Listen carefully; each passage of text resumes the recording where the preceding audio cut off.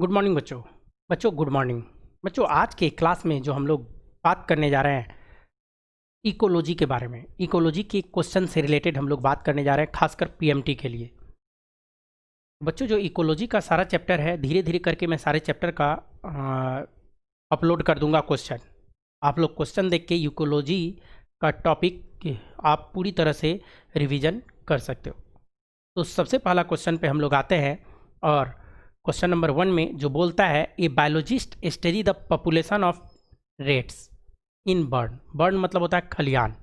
Burn का मतलब क्या होता है? खलिहान। खलिहान में बायोलॉजिस्ट क्या स्टडी किए? Population of rats. He found that the average natality was 250। क्या बोला कि एवरेज नेटिलिटी 250 है। नेटिलिटी का मतलब होता है बर्थ। हम लोग किससे रिलेटेड बात कर रहे हैं साइंटिस्ट? बर्थ से रिलेटेड बात कर रहे हैं। नेटिलिटी 250 है। एवरेज मोटिलिटी, डेथ रेट की जो बात करें तो वो कितना देखे? 240, 240 जो मर जा रहा है, और जन्म कितना ले रहा है? 250। और इमाइग्रेशन, इमाइग्रेशन का मतलब होता है कहीं से आ जाना। इमाइग्रेशन जो हो रहा है 20 हो रहा है, और इमाइग्रेशन मतलब कहीं चला जाना नहीं। तो नेट इंक्रीज इन पॉपुलेशन बोल रहा है। वैसे तो इसका फार्मूला होता है, वैसे तो अगर हम लोग देखें तो इसके फार्मूला पे अगर आप जाओ तो इसका जो फार्मूला होता है population growth rate is equal to क्या होता है फार्मूला में? नेटिलिटी प्लस इमाइग्रेशन,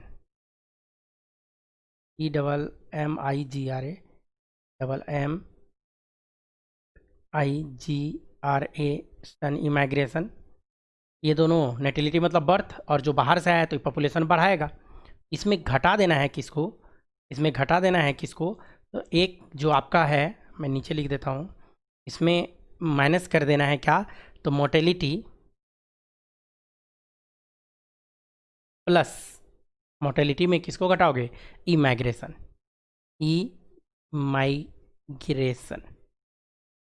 या तो इस फार्मूला पे आप चले जाओ, इस फार्मूला पे आपका बन जाएगा। नहीं तो यहाँ पे नेटिलिटी कितना दे रहा है बच्चों? तो नेटिलिटी की जो बात करें तो 250, तो आप यहाँ पे क्या लिखोगे? 250 प्लस इमाइग्रेशन कितना दे रहा है? जो आया है नहीं, तो वो दे रहा है 20। तो 250 प्लस 20 में आपको घटा देना है मोटिलिटी कितना दे रहा है? 240, और इमाइग्रेशन 30। तो 240 240 प्लस 30। तो अब इसको आप जोड़ोगे तो 270 माइनस यहाँ भी 270। तो पॉपुलेशन ग्रोथ रेट की जो बात करेंगे क्या हो जाएगा? 0। तो या तो आप फार्मूला से बना लो 0, या आप मान लो फार्मूला आपको याद नहीं था तो आप इसको डायरेक्ट भी हैंडल कर सकते थे।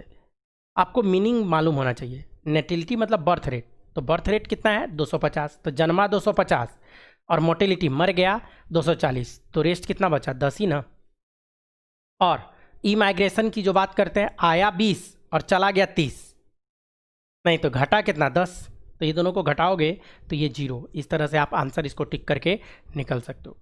जो सेकंड क्वेश्चन है इकोलॉजी का, यहाँ पे बोलता है यहाँ पे sedentary sea anemone gets attach to the shell lining of hermit crabs, the association is. तो आपको पता है हर्माइट क्रेप और सी एनिमोन का जो आपस में रिलेशन होता है वो क्या होता है? कोमेंसलिज्म का रिलेशन होता है। कैसा रिलेशन होता है? हर्माइट्स क्रेप्स और सी एनिमोन की जो हम लोग बात करते हैं, ये कैसा रिलेशन होता है? इन दोनों में कोमेंसलिज्म का रिलेशन होता है, मतलब एक दूसरे को दोनों फायदा देता है। हर्माइट्स क्रेप बड़ी फास्ट मूव कर सकता है और सी एनिमोन बहुत ही स्लो मूवर होता है। सी एनिमोन क्या करता है? उसके हर्माइट्स क्रेप के ऊपर आके बैठ जाता है और एक तरह से हर्माइट क्रेप का सवारी करता है, एक जगह से दूसरे जगह आसानी से पहुंच जाता है सी एनिमोन। लेकिन बदले में हर्माइट्स क्रेप को क्या फ़ायदा है? तो हर्माइट्स क्रेप को ये फ़ायदा है कि हर्माइट्स क्रेप को प्रोटेक्शन मिल जाता है उसके एनिमी से। ये एनिमोन जो उस पर बैठा हुआ रहता है तो उसका एनिमी उसको डिटेक्ट ही नहीं कर पाता है, उसको पता ही नहीं चल पाता है कि ये मेरा क्या है? प्रीडेटर है, नहीं सॉरी शिकार है, नहीं ये मेरा प्रिय है। प्रीडेटर को ये पता ही नहीं चलता है कि ये मेरा प्रिय है। तो इस तरह से इसका आंसर क्या जाएगा? कोमेंसलिज्म। दोनों एक दूसरे को फ़ायदा देने का काम करता है। थर्ड नंबर जो क्वेश्चन है, ए population growth in A habitat which limited resource of 4 phase of growth in the following sequence.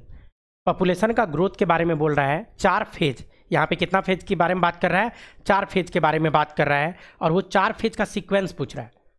तो बच्चों यहाँ पॉपुलेशन जो है कोई हैबिटेट में जो ग्रो करेगा, और उसमें भी यहाँ पे क्या दिया, लिमिटेड रिसोर्स। रिसोर्स शुरू में क्या है, लिमिटेड है। तो लिमिटेड रिसोर्स में कोई भी पॉपुलेशन ग्रो करेगा तो गारंटी है शुरू में स्लो करेगा, और स्लो जो करता है तो उसको हम लोग लैग फेज बोलते हैं, लैग फेज। उसके बाद लॉग फेज में चला जाता है, लैग, लॉग और स्टेशनरी की हम लोग बात करते हैं। तो पहले लैग फेज होगा, देन लॉग फेज। बोले तो एक्सपोनेंशियल ग्रोथ होता है, एक्सेलरेशन की बात करेंगे, नहीं बाद में एक्सेलरेशन होगा। तो एक ही ऑप्शन है जहाँ पे लैग फेज देन एक्सेलरेशन यहाँ पे दिया हुआ है, देन स्टेशनरी फेज में जाता है और देन डिक्लाइन जाता है। लेकिन ऑप्शन में आपका और दूसरा कोई है नहीं, तो आंसर यहाँ पे क्या चला जाएगा, लैग देन एक्सेलरेशन की हम लोग बात करेंगे। जो नेक्स्ट क्वेश्चन आपका है इकोलॉजी से ही रिलेटेड, यहाँ पे बोल रहा है carrying capacity. Carrying capacity of environment for a given population can be represented by the following equation.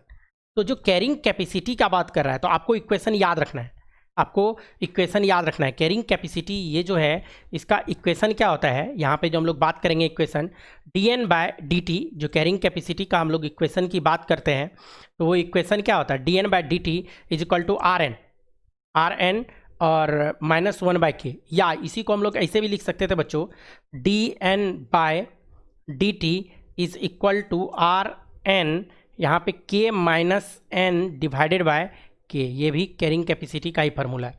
तो आपको फार्मूला याद रखना होगा, कैरिंग कैपेसिटी का जो फार्मूला होता है, नहीं तो dN/dt is equal to Rn equal to k - n divided by k। तो यहाँ पे ये जो फार्मूला है आपको याद रखना है, और आपको आंसर देखते के साथ टिक करके आगे निकल जाना है। वैसे मैं आपको बता दूं dN/dt जो यहाँ है ये क्या बताता है, रेट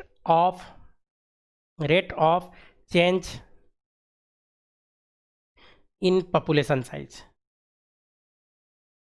पॉपुलेशन साइज ये बताता है, rate of change in population size ये तो बताता है dN/dt की जो हम लोग बात करते हैं। यहाँ पे R यहाँ पे क्या बताता है, तो ये जो R है ये क्या बताता है, बायोटिक पोटेंशियल। ये क्या बताता है बच्चों, बायोटिक पोटेंशियल के बारे में बात कर रहा है। नहीं, यहाँ पे जो अब क्या बच गया, N, यहाँ पे जो N है वो पॉपुलेशन साइज को डिनोट करता है। N किसको डिनोट कर रहा है, ये जो N है ये क्या है, पॉपुलेशन साइज की बात करता है, पॉपुलेशन साइज की बात करता है। और बचा क्या, K, तो K क्या बता रहा है, कैरिंग कैपेसिटी। ये जो है K, तो मैं पेन चेंज करके लिख देता हूँ, K क्या बताता है, कैरिंग कैपेसिटी। तो इसको निकालने के लिए आपको यही फार्मूला यूज करना पड़ेगा, dN/dt इक्वल टू Rn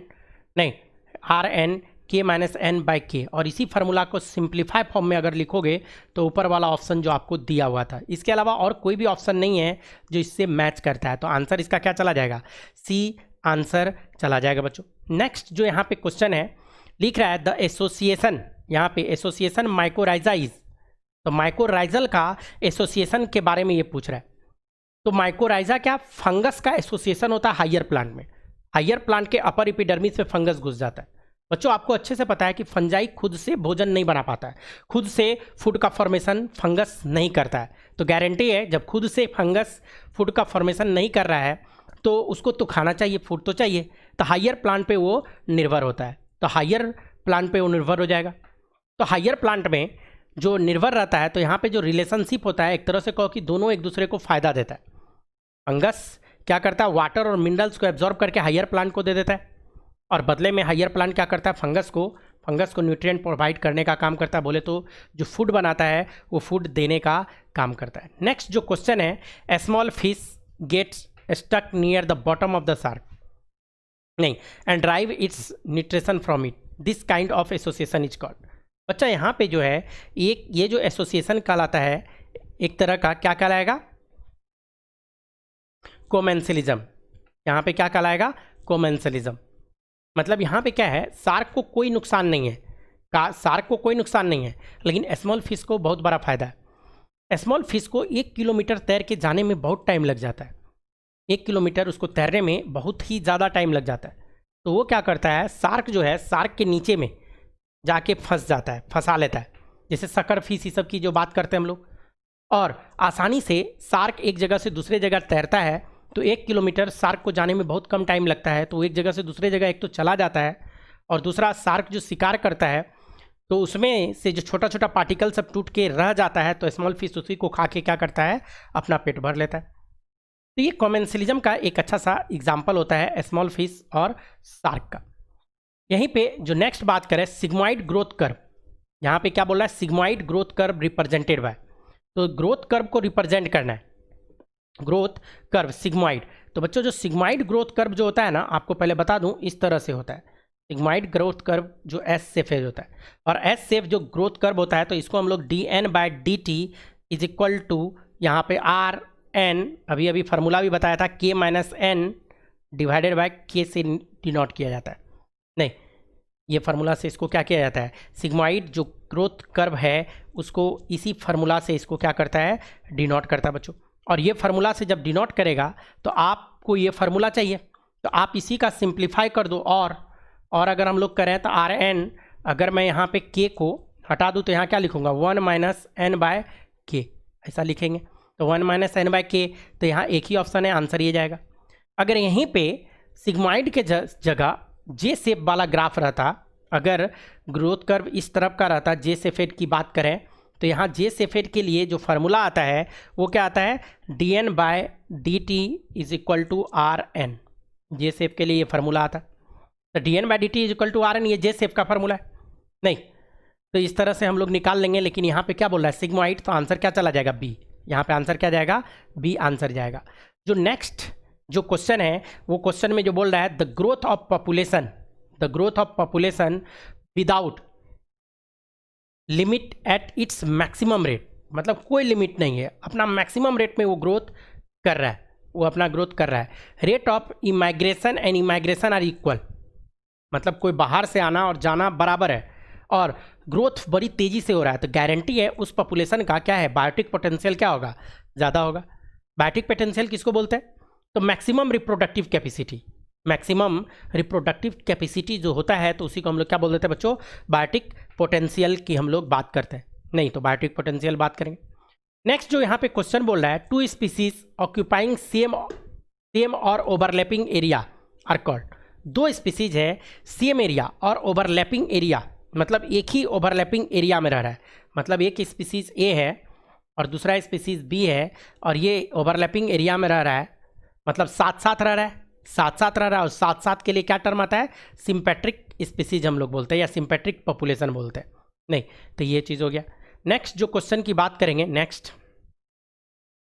जो क्वेश्चन है the basic unit of study of ecology. बच्चों इकोलॉजी का स्टडी करना है, इकोलॉजी का जो बेसिक यूनिट के बारे में बात करते हैं हम लोग, इकोलॉजी का जो बेसिक यूनिट है, नहीं तो बेसिक यूनिट ऑफ इकोलॉजी किसको बोला जाता है, ऑर्गेनिज्म को।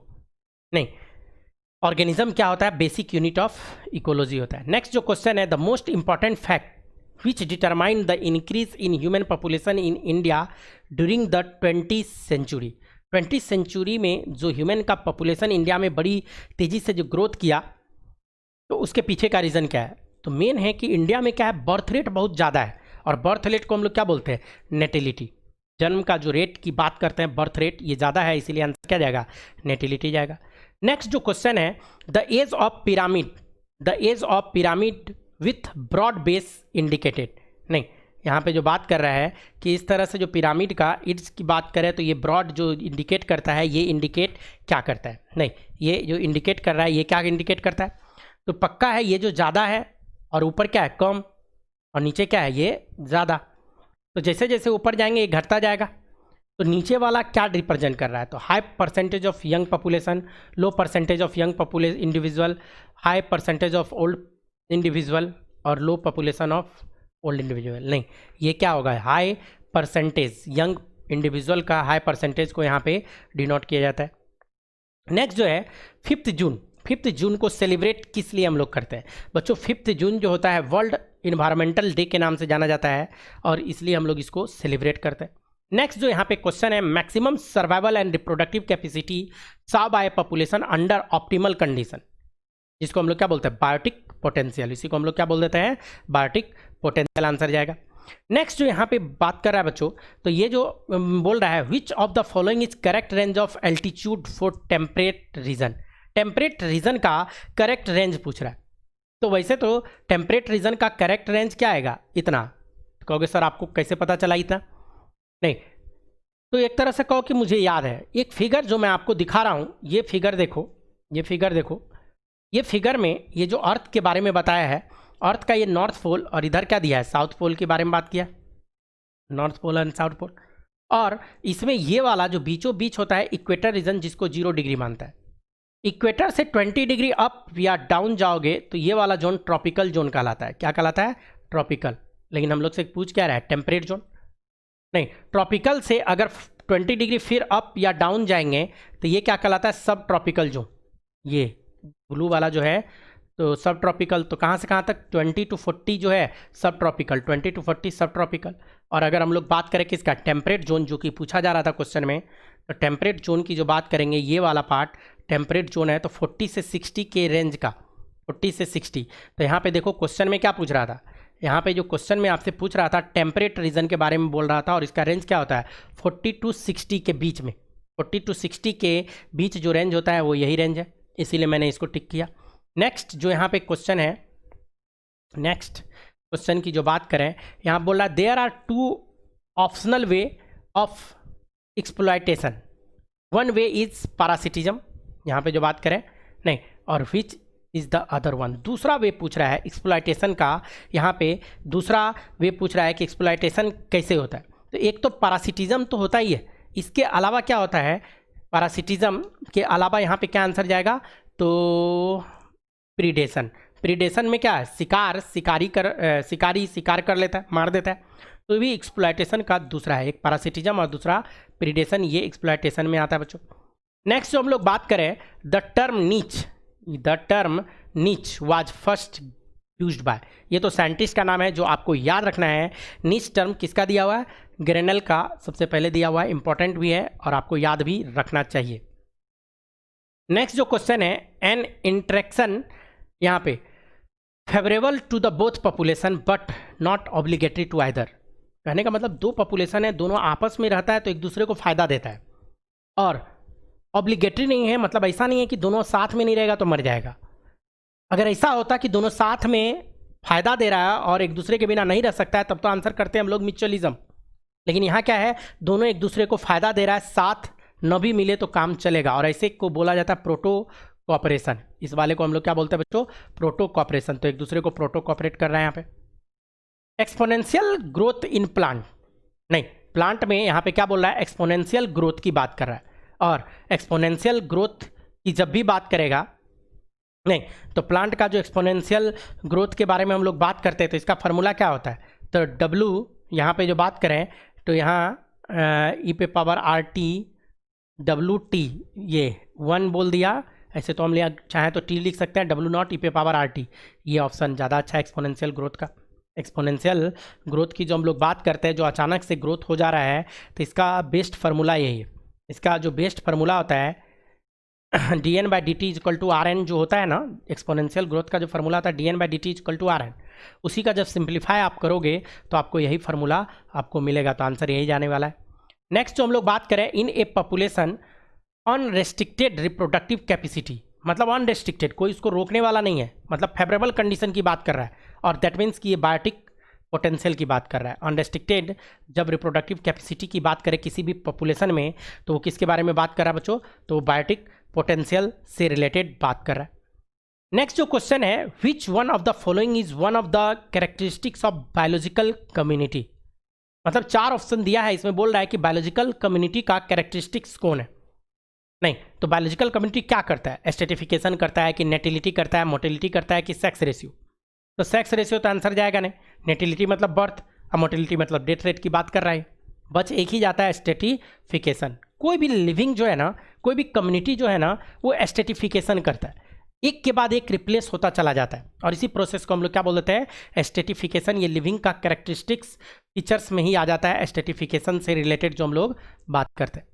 नेक्स्ट जो क्वेश्चन यहाँ पे है, about 70% of total global carbon is found in, बच्चों 70%। आपको बता दूं, फोटोसिंथेसिस अगर आप पढ़े होंगे तो सर बताए होंगे कि जितना लैंड पे फोटोसिंथेसिस होता है उसका 90% फोटोसिंथेसिस एक्वेटिक प्लांट में करता है, और एक्वेटिक में जितना होता है उसका 85% अकेला अलगी करता है।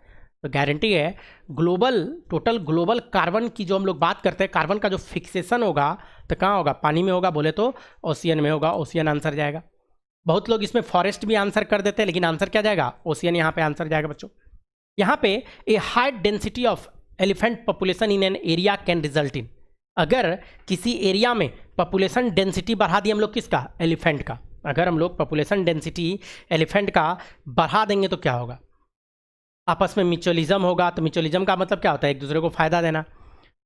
इंटर स्पेसिफिक इंटरेक्शन मतलब दो अलग स्पीसीज के बीच इंटरेक्शन। इंट्रा मतलब अपने। बच्चों जब भी किसी भी पॉपुलेशन को बढ़ा दोगे तो इंट्रा स्पेसिफिक इंटरेक्शन स्टार्ट हो जाएगा, क्योंकि बेसिक नीड सेम होगा। कोई भी एलिफेंट होगा तो उस पॉपुलेशन में सबका बेसिक नीड सेम है, और एक एरिया में रह रहा है तो वहाँ पे रिसोर्सेस लिमिट होगा। अब लिमिट रिसोर्स है, नंबर ज़्यादा है, बेसिक नीड सबका सेम है, तो मारामारी तो होगा ही। तो इंट्रा स्पेसिफिक कंपटीशन वहाँ पे हो जाएगा नहीं। नेक्स्ट जो क्वेश्चन की बात करें, जो क्वेश्चन नंबर 34 की बात करें, तो यहाँ पे क्या बोला, there exists a close association between the algae नहीं and the fungus within a lichen. Lichen में क्या होता है, अलगी और फंगी का क्लोज एसोसिएशन होता है। फिर लिख रहा है द फंगस के बारे में। फंगस क्या कर रहा है, fix the atmospheric nitrogen for the alga, provided protection anchorage and absorption on for the alga, provided food for the alga, release of oxygen. बच्चों फंजाई है तो फूड तो नहीं ही देगा, फंगस कभी ऑक्सीजन रिलीज नहीं करेगा नहीं, तो फिर यही दोनों में आंसर जाएगा। अब नाइट्रोजन का फिक्सेशन की जो बात किया तो ऐसा भी कोई बात है नहीं, तो नाइट्रोजन का फिक्सेशन फंगस नहीं करता है, तो कौन करेगा, यहाँ पे क्या का आंसर जाएगा, तो ये प्रोटेक्शन देता है, एंकरेज देता है और एब्जॉर्ब करने का काम करता है नहीं, और अलगी को देता है, और अलगी फूड बना के उसके बदले में क्या करता है, फंगस को फूड बना के देता है। क्योंकि अलगी फूड बना सकता है लेकिन फंगस खुद फूड नहीं बना सकता है। नेक्स्ट जो हम लोग बात करें, prolonged liberation irrigation of agriculture field is likely to create a population of, मतलब यहाँ जो बोलता है प्रोलॉन्ग लिबरल इरिगेशन की जो बात करता है, कंटिन्यूअस अगर आप इरिगेशन करते जाओ तो कंटिन्यूअस पानी पटाते जाओगे तो पानी अकेला नहीं जाता है, वाटर एलोंग विथ मिनरल्स जाता है। मिनरल्स जब ज़्यादा जाएगा तो क्या होगा, वहाँ का सॉइल का हाइपर सेलिनिटी हो जाएगा, सलाइन कंडीशन ज़्यादा हो जाएगा, वहाँ मिनरल ज़्यादा डिपॉजिट कर जाएगा, और ज़्यादा डिपॉजिट करेगा तो सेलिनिटी प्रॉब्लम आना स्टार्ट कर देगा नहीं, सेलिनिटी प्रॉब्लम आना स्टार्ट कर देगा।